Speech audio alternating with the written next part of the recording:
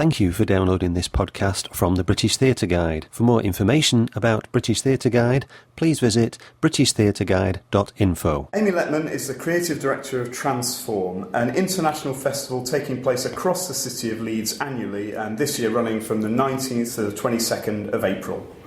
Bringing together artists from a range of traditions and locations while also celebrating an independent and adventurous local spirit. Transform was established in 2011 by West Yorkshire Playhouse, where I'm meeting Amy to talk about this year's festival, its history and its future direction. So Amy, thanks for talking to British Theatre Guide. Could you just start by giving us a snapshot of this year's festival? Is there a theme or a unifying principle? There's not really a theme, so to speak, but all of the works are sort of driven by the same spirit of adventure, and they each sort of very much focus on the now and explore different things that are happening in the world. So in a way, for me, the festival in its spirit is sort of very much fitting with where we're at, sort of with society at the moment and what's going on in the world. And each of the works sort of explores what it means to sort of, be here in the world right now, but from a very different perspective. And apart from that, it's our first sort of citywide edition. So it's the first year that the work has sort of extended all around the city across eight locations this year.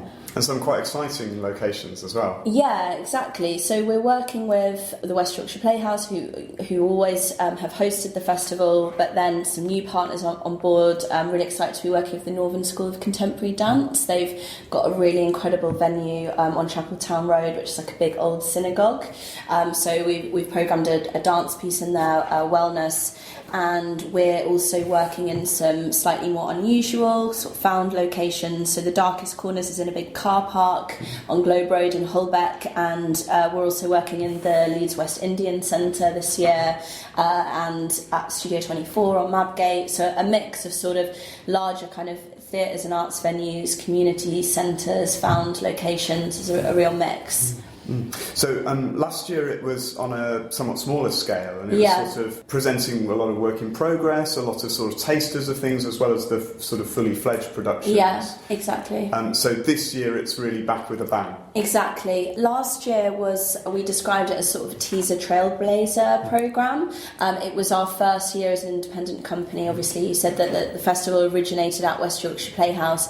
It was set up as an independent company in 2015, and last year we presented our first independent programme, which featured a major new commission, an international presentation, some special events. But we've always been working towards this edition being a sort of citywide, international version of Transform. How did that first Transform Festival come about? Was it 2011, did you say? Yeah, it was very early days. I used to work here as a producer, and the Playhouse at the time was interested in reimagining some of its programming and looking at the kinds of artists it was working with and how the kind of spaces that the work happened in, and sort of just mixing up their artistic programme a bit, and Transform was sort of a key way of doing that. And it kind of grew over the years as a sort of smaller scale in-house festival across the theatre building, and then eventually we started to take work outside as well. So it kind of naturally developed in its creative ambition and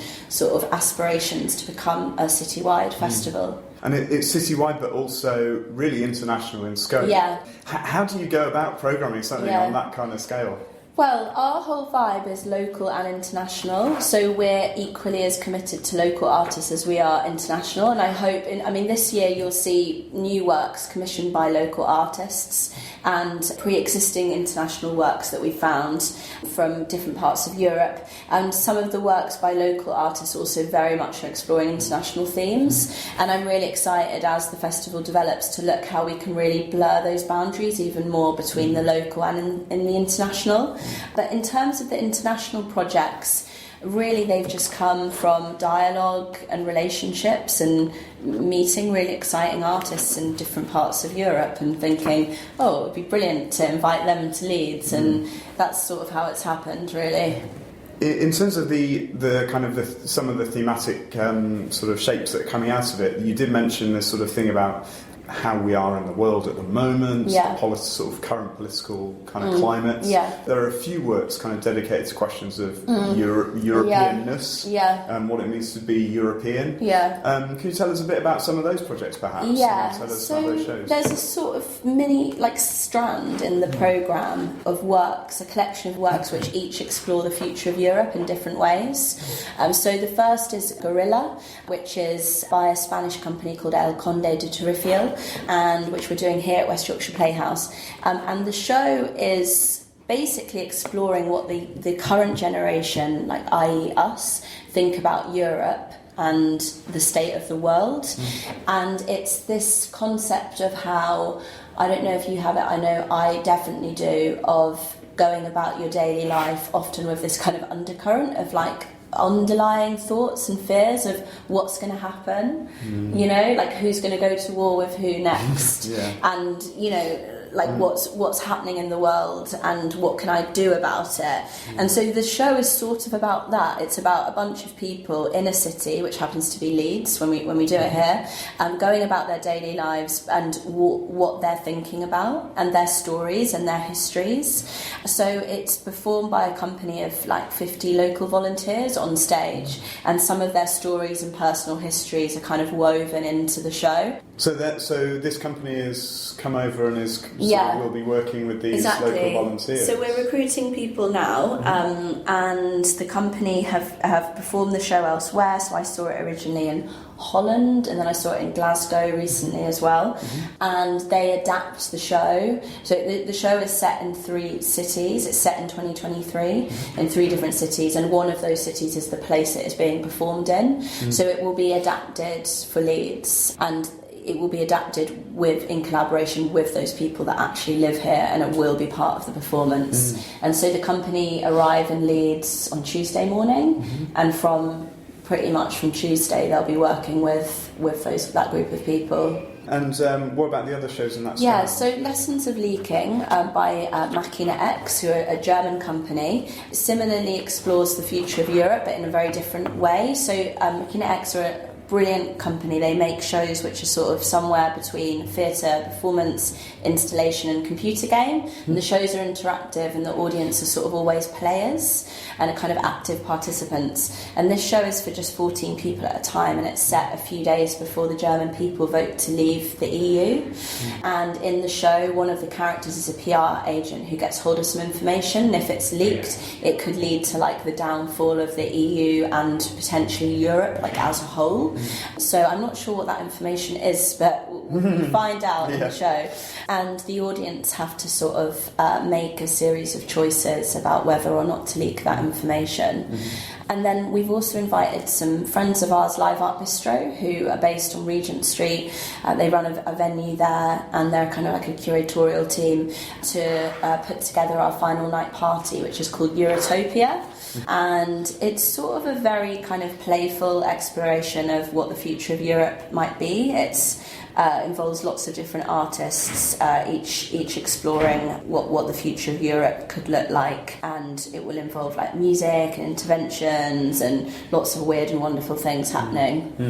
And there are a few performances involving dance and that kind of performance, dance and music. Definitely. Can you tell us a bit about that? Yeah, well, our whole vibe with the festival is reimagining what theatre can look like and what it can do.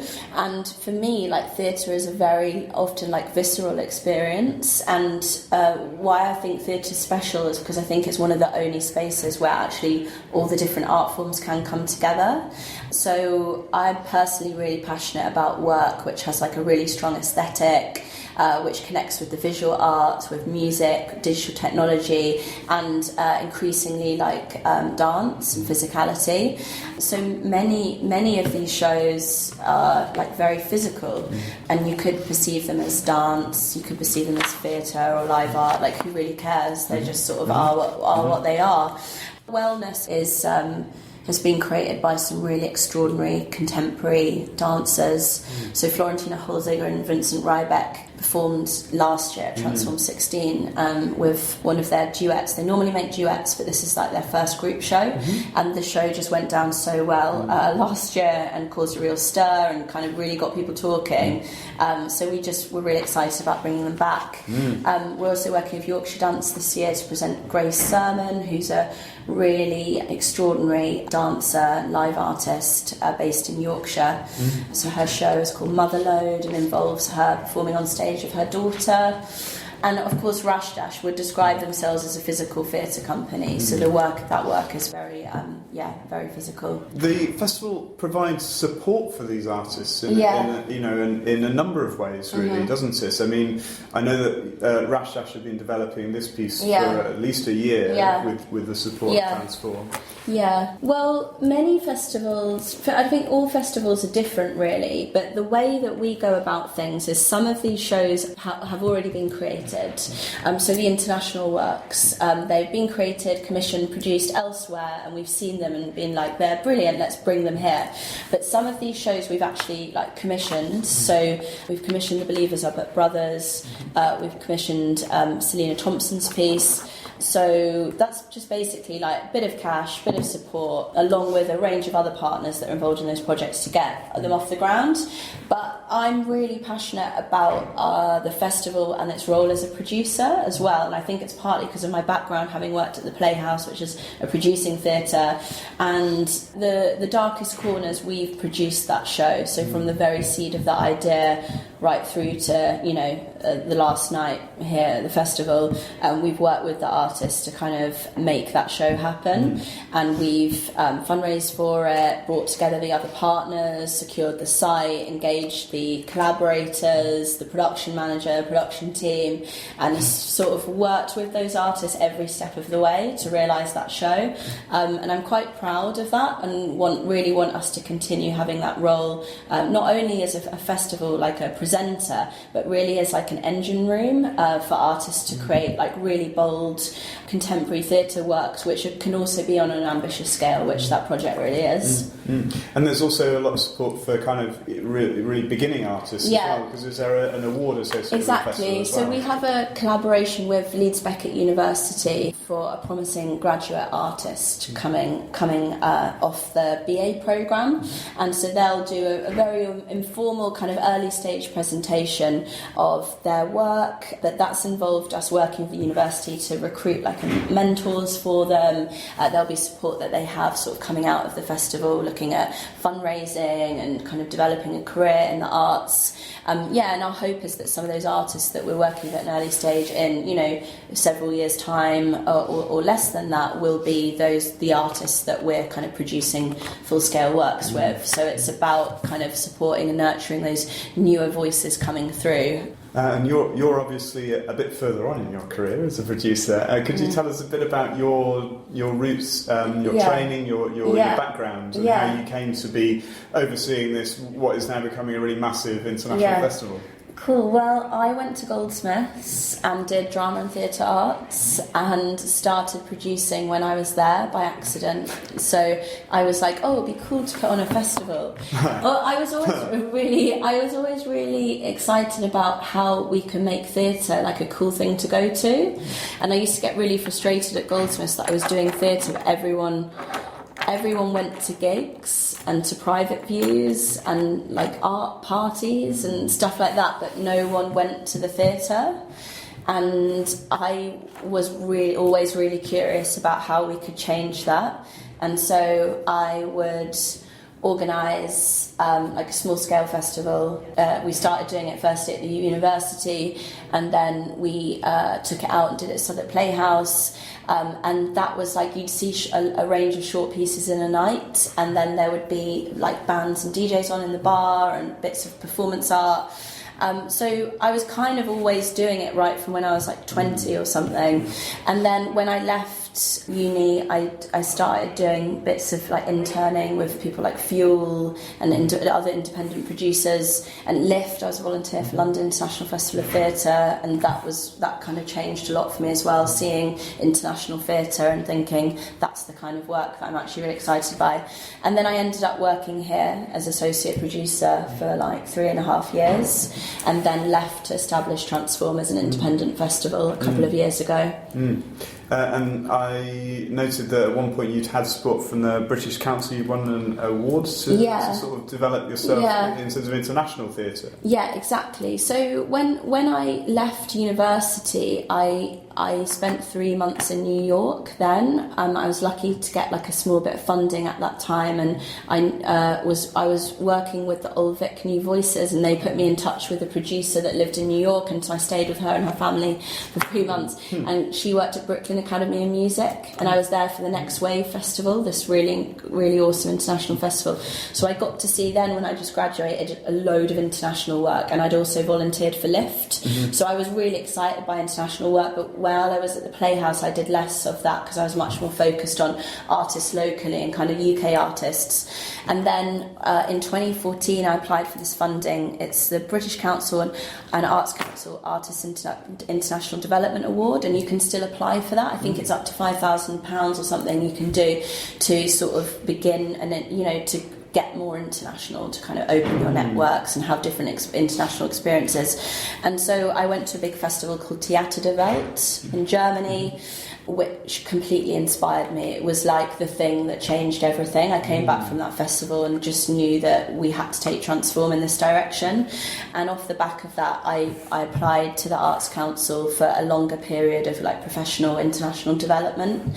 And in that time, I spent more time in Germany, in the States, spent a bit of time in the Middle East, and just soaked up as much as I could, really. But some of the international artists in the programme, 2 of them I saw originally at that festival, Theater der Welt.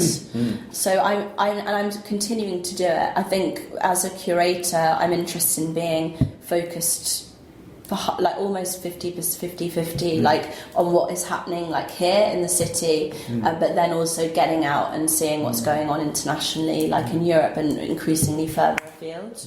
Was there anything you could say that kind of struck you about those performance cultures in the German festival and in the States that you've brought to Transform? I think like freer and less tied to like narrative tradition, more open aesthetically, and more open to the idea of like what theatre is.